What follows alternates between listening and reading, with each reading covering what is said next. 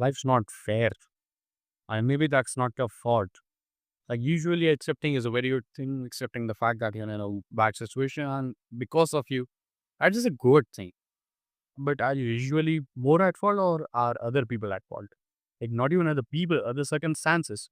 For example, you cannot control what your boss goes through in the morning. Like if his wife yells at him, he will yell at you in the office. Like that is natural human response, trauma to trauma sharing, trauma dumping actually. Your parents dump their trauma on you, your teachers dump their trauma on you, your teacher had a fight with his wife today and he's beating your ass for it. Like that's pretty normal and that's not your fault. But that will affect you some way, somehow. Like, except the physical fact that your ass is getting slapped. Not that. I'm talking about more than emotional side of it. Ah, the emotional side is that you will get angry and you will continue this cycle of trauma dumping on people that you like, people that you care about, people that you love.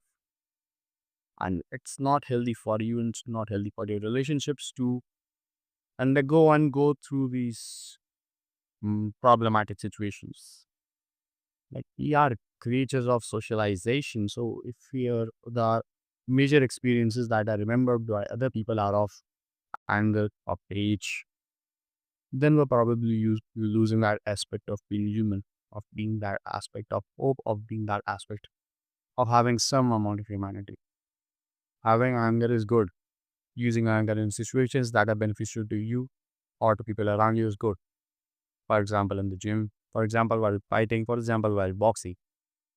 Like I use these emojis a lot, and I'm not a cry emo boy who's been betrayed by his parent and his family and who's punching for that sake. No, no, no. I punch because I like it, and sometimes I get angry from little things that I didn't get to eat what I wanted to eat because the restaurant was closed. Those little minute sorts of anger. That those are the only anger issues I can usually ask. Thank God for that. And you should thank God for that. I should have also added that as a point in this list. So how to maintain a composure in such hard, tedious, and problematic situations? Well, point one would be think clearly before acting blindly.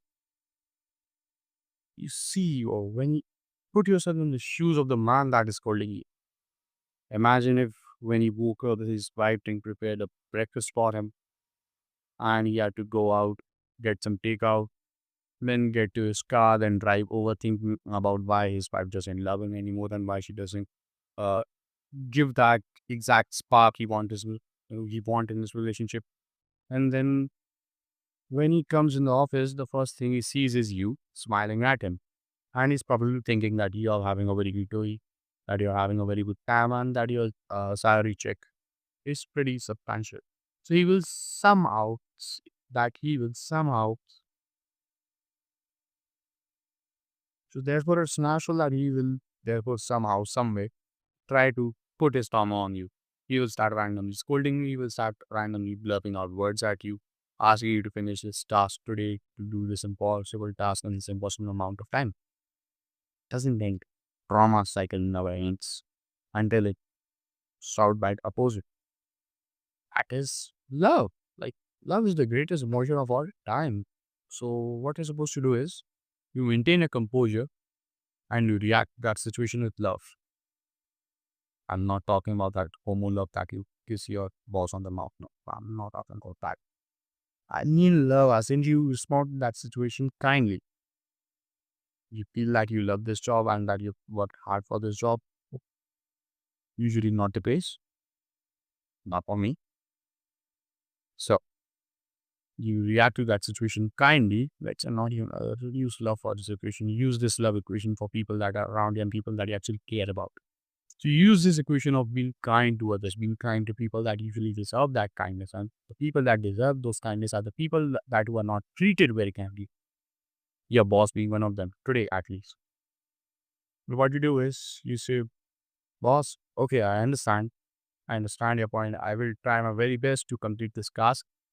But is everything okay? Like, should I help you? Should I get you some coffee? Or do we need to go out on a bowling date? Like, that's the normal thing you can do with a guy at least, without being homo, of course. You can go on picnics, you can go on MMA runs, you can go on sparring runs, you can go to the gym together. And you'll probably also make a new friend. This would somehow, some way also affect you receiving that bonus check. But you cannot use this tactic of being kind to a person whose anger is being projected on you because of you, because you were angry.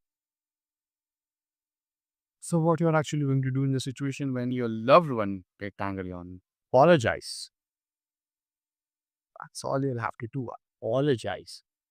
You see, in that book, How to Win Friends and Influence People, David Carnegie especially emphasizes on the fact that you have to apologize to the people you love, because apologizing in front of the other person makes them feel superior and makes them feel that they are being respected, and it doesn't make you feel inferior. Like, why would someone apologize if they don't want to receive the benefit? Like, you both of you want some benefit from this relationship. Even with your parents deserve some respect. So you give them some respect back. And then they respect you. Like, this is a mutual relationship.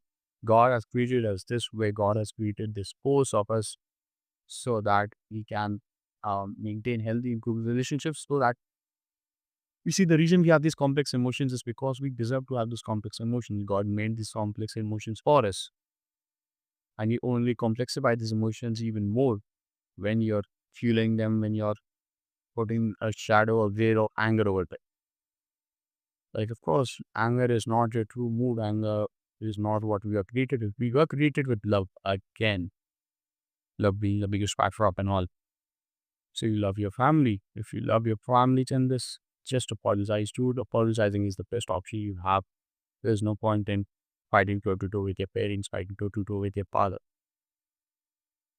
They're experiencing their life for the first time as well. You're the first student. You will have the first student too. So just apologize, get it over with. And 99 times out of 100, you will get rid of that situation and it would de escalate quickly. And at times when it doesn't, the third option is being silent. Like, of course, just stay silent. Don't speak unnecessarily. Like, the person who speaks unnecessarily never learns. At the first part. And second part, he also never learns.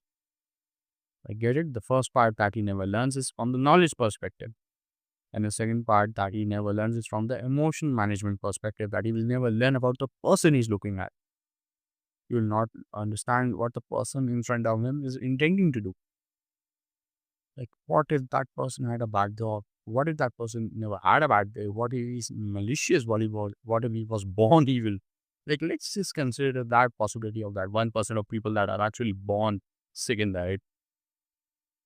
You will not be able to understand that person, that he's being malicious, like he has malicious intents towards you. The only way you can understand those intents is if you understand, if you learn, if you acquire what his true intentions are. And you will only do that when you're silent. You see, silence is key. Silence is key to hundreds and millions of relationships. Like, there's also this article of a guy who acted mute for the 50 years, past 50 years, so that he never had a quarrel with his wife. And he lived a very happy, very everlasting happy life.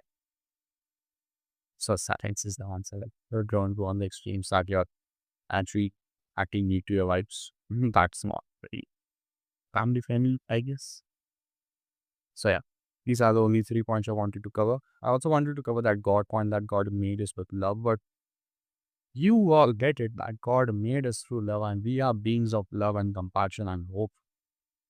So why not we continue those morals and continue those values? Thank you. This is me signing off. Go and make a better man proud.